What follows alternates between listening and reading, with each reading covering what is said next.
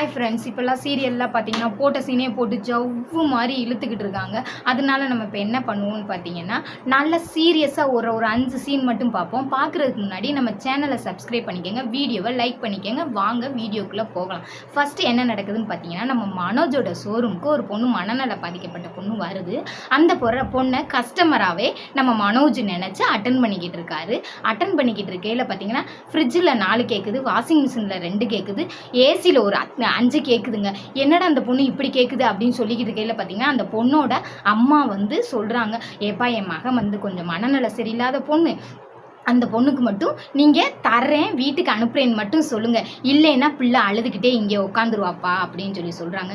மனோஜ் அப்படியே டவுன் ஆகி உட்கார்றாருங்க. அது ஒரு ஜோக்காகவே போயிருங்க.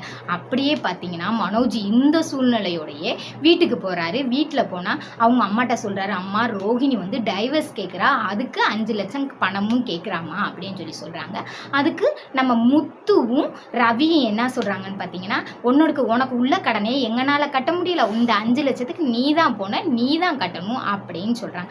அப்படியே பார்த்தீங்கன்னா நம்ம மீனாவோட அம்மா வீட்டை காட்டுறாங்க. சத்யாவுக்கு ரேகா ஃபோன் பண்ணுறாங்க. ரேகா ஃபோன் பண்ணி என்னால் திருப்பதியில் இருக்க முடியல, என்னை ஹவுஸ் அரெஸ்ட் பண்ணியிருக்காங்க, என்னை காப்பாற்று சத்யான்னு சொல்கிறாங்க. அப்படியே பார்த்தீங்கன்னா நம்ம முத்து இருக்காப்ல, முத்துக்கு சத்யா ஃபோன் பண்ணி ரேகா ரொம்ப கஷ்டப்படுறாளாமாம்மா, நம்ம என்ன பண்ணுவோமாமான்னு சொல்கிறாங்க. அப்படியே மீனா வீட்டுக்கு நம்ம முத்து வந்து பிளான் போடுறாரு, ரேகாவுக்கு ஃபோன் பண்ண சொல்லி. ரேகா ஃபோனில் சொல்கிறாங்க, அண்ணே நான் இங்கே இருக்க முடியாது, என்னை எப்படினாலும் காப்பாற்றுங்க அப்படின்னு சொல்கிறாங்க. அம்மா இது பழைய சீன் தான், ஆனால் இதை கொஞ்சம் ட்ரெண்டாக மாற்றி நான் சொல்கிறேன், நீ வந்து மயக்கப்பட்டு விழுந்த மாதிரி விழுந்துரு, நீ வந்து எந்த ஹாஸ்பிட்டலில் இருக்கோ அதை லொக்கேஷனை மட்டும் நீ அனுப்பு, நாங்கள் வந்து உன்னை காப்பாற்றுக்கிறோம்மா அப்படின்னு சொல்லி முத்து சொல்கிறாரு.